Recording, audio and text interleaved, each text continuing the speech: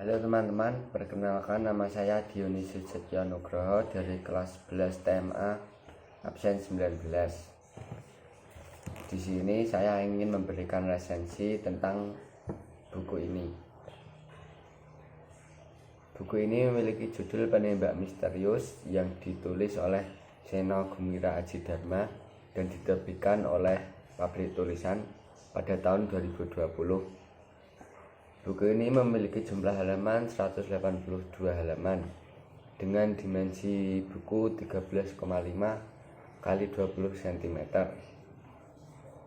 Nah, untuk sedikit ulasan bagi sang penulis yaitu Dr. Seno Gumira Adjidharma. Ialah seorang ilmuwan sastra Indonesia yang lahir pada 19 Juni 1958 di Boston, Massachusetts, Amerika.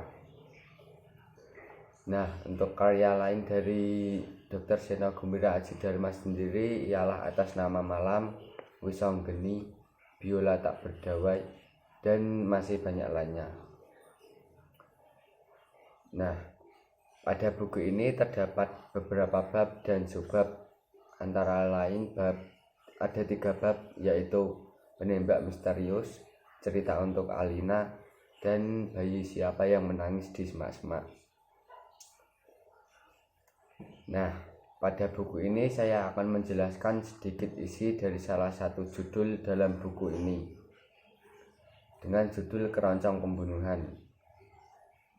Nah, pada judul cerita tersebut diceritakan bahwa di suatu malam di kota Yogyakarta diadakan sebuah pesta, di mana pesta tersebut diawasi oleh seorang pembunuh bayaran dengan senapan dari kejauhan.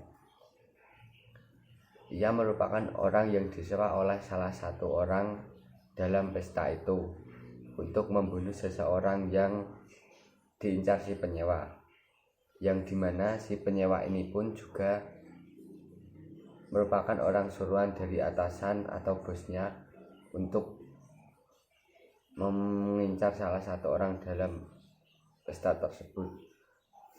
Si bosnya atau atasannya ini pun juga ada dalam pesta tersebut. Pada akhir cerita, si penembak ini pun melepaskan pelurunya ke atasan sang penyewa tersebut.